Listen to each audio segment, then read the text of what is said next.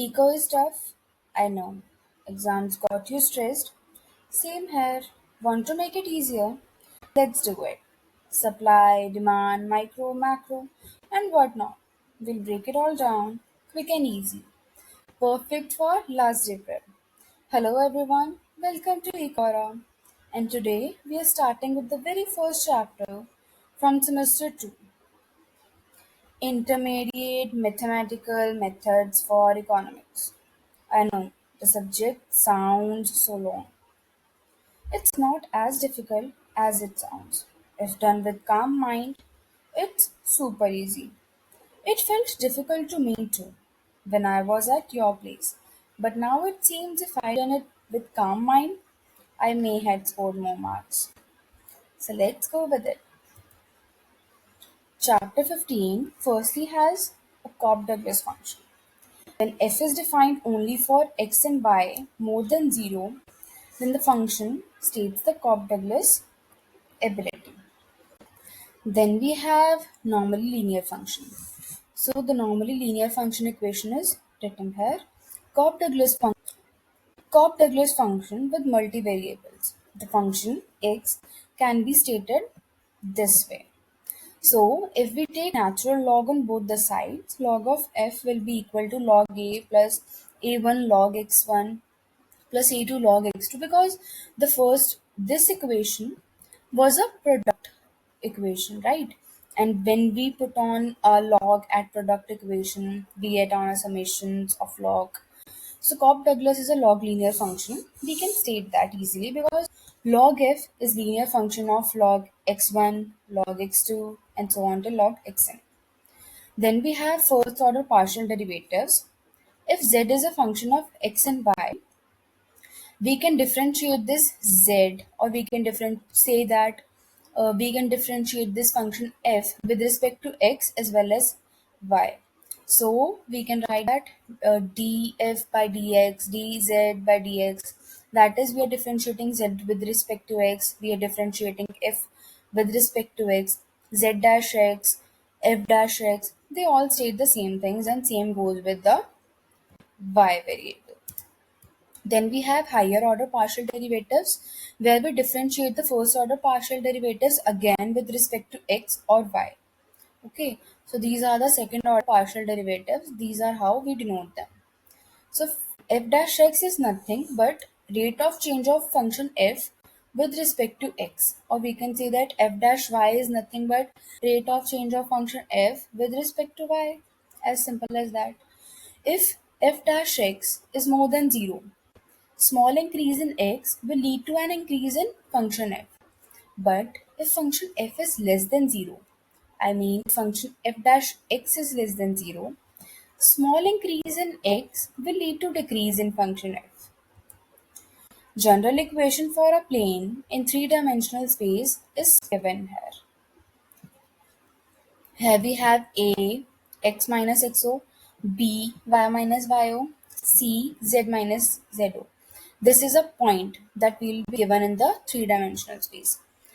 Question comes as of we are supposed to write the general equation, or then we have tangent plane to z at a point with the value where zo equals to f xo yo, that, and it will have an equation of this type. Okay.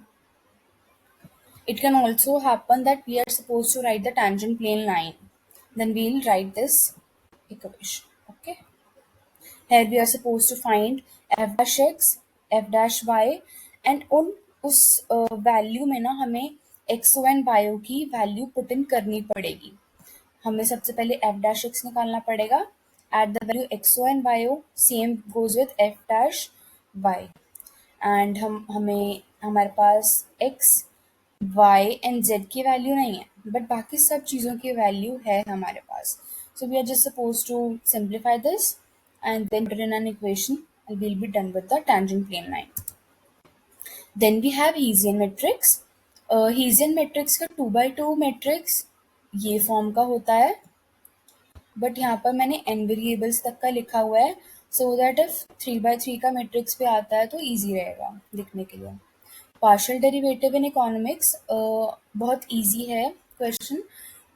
Suppose you are given a production function where production equals is a function of capital, labor, and land, and we are supposed to find f dash k. F dash k is nothing but change in production with respect to capital. It is change in production with respect to labor, change in production with respect to land. So if f is a Cobb Douglas function, so it will have this type of form. तो हमें कुछ नहीं करना है, F dash के लिए इस function को हम with respect to k differentiate कर देंगे, एफ डैश एल के लिए with respect to l differentiate कर देंगे. इसी तरीके से कोई और फॉर्म में भी फंक्शन आ सकता है, और हमें अगर रेट ऑफ चेंज निकालना होगा we are just suppose to differentiate it. Partial elasticities निकालने के लिए xi upon z into change in z with respect to xi करना है, and we'll get the simple values. Now suppose you have a quadratic form of two variables and it is function named as fxy, and that fxy is this equation, okay, and this equation can also be written in this form. So अगर आप अभी simplify करने का भी try करोगे ना इस equation को, तो you will come back to this equation only, okay. So now suppose this equation is given to you, you have a value, b value and c value. You are firstly supposed to form a matrix of this type, ठीक है, इस type का एक matrix form करना, उसका derivative निकालना है, c into a, okay, c into a minus b square. Okay, if this value is less than zero तो हम सिंपली बोल देंगे that the quadratic form is indefinite. But अगर वैल्यू मोर देन जीरो आती है या इक्वल टू जीरो आती है, ना suppose value more than zero है, तो हमारे पास ये चारों केसेस अवेलेबल हैं, ठीक है. फिर हम देखेंगे ए एंड सी के value. If a is more than zero and c is more than zero as well as a, that matrix derivative is also more than zero, तो हमारा पॉजिटिव डेफिनाइट आंसर होगा. लेकिन अगर वैल्यू उसकी matrix की more than zero थी but a and c are less than zero, तो it will be negative definite. Now again if the values are equal to zero suppose, ठीक है, equal to zero है और उसके बाद ए की वैल्यू मोर देन एंड सी की वैल्यू मोर देन और इक्वल टू जीरो आ रही है, तो हम पॉजिटिव सेमी डेफिनाइट यूज करेंगे.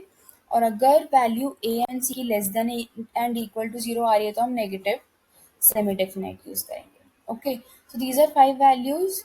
एग्जाम में क्वेश्चन आ सकता है, बट सिंगल क्वेश्चन नहीं आता, हमेशा ही 2 पेज में आता है. इंटरनल्स में भी आता है ऐसा क्वेश्चन. उसमें हमें सिर्फ स्टेट करना होता है कि is it indefinite, positive definite, negative definite or semi-definite. Okay, then we are again finding eigenvalues and diagonalization. Now suppose you are given a matrix A. Firstly, you are supposed to find a matrix A minus lambda I. Lambda is a normal constant we are using. I is nothing but identity matrix of kind 1, 0 and 0, 1. ऐसा होता है ना identity matrix, वही हम use कर रहे हैं. ए minus lambda I करके हमारे पास एक ये मैट्रिक्स आएगा. देन इसका डेरिवेटिव निकालेंगे, अगर हम सिंप्लीफाई करेंगे, equal to zero put in करेंगे, तो हमारे पास लेमडा की 2 वैल्यूज आएंगी. वो 2 वैल्यूज को हम ईगन वैल्यूज बोलते हैं. तो यहाँ पर हमारी वैल्यूज आ रही है -2 and 3. Now put in these eigenvalues 3 and -2 in this A minus lambda I वाला मैट्रिक्स में हम पुट इन करेंगे.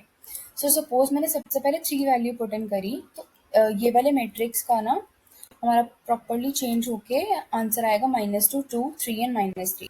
अब ये वाला जो मैट्रिक्स है ना, इसमें हम वैल्यूज पुट इन कर लेंगे x1 and x2 just to simplify and find our values. Okay, जब मैंने इनमें वैल्यूज पुट इन करी x1 एंड x2 की एंड उसको सिंप्लीफाई करने का ट्राई करा, तो एक कंडीशन आई कि हमारा x1 is equal to x2, ठीक है. तो x1 is equal to x2. Now suppose that if x1 is equal to t, it means that x2 is also equal to t ना. तो हम सिंपल एक मैट्रिक्स एक वैल्यू लिख देंगे that for a eigen vector at lambda equals to 3, x equals to t into 1 by 1. This one is for x1 and this one is for x2. Then second we have eigenvector at y at lambda minus 2. This is our matrix. Okay, these are two equations we formed. अब in equation से हमें ये पता चल रहा है कि अगर हम x2 की वैल्यू t पुट इन कर देंगे तो हमारी x1 की वैल्यू 2/3t आएगी. तो सिंपली इगन वेक्टर लिखने के लिए x equals to t value into x1 की वैल्यू ऊपर एंड x2 की वैल्यू नीचे. हमारे वेक्टर्स आ गए. अब अगला क्वेश्चन था इज ए डायगोनलाइजेबल. सो इसके लिए ना एक कंडीशन होती है P inverse into A into P must be equal to the diagonal matrix. If ये condition satisfy हो गई तो it means that A is diagonalizable. So सबसे पहले हमें P का inverse निकालना पड़ेगा and this is the value you use to find the inverse if you are just planning to put in the values to the formula. This is the thing for that. Okay, इससे हमें एक P inverse की value मिलेगी. Then P inverse into A into P करके एक matrix form हुआ. Now see, -2 is one eigenvalue, 1 and 3 is eigenvalue 2. So it forms a diagonal matrix type of thing. So yes, A is diagonalizable. So thank you very much. If this helped you clarify the concept, give it a thumbs up, share it with your classmates, and subscribe to EcoAura.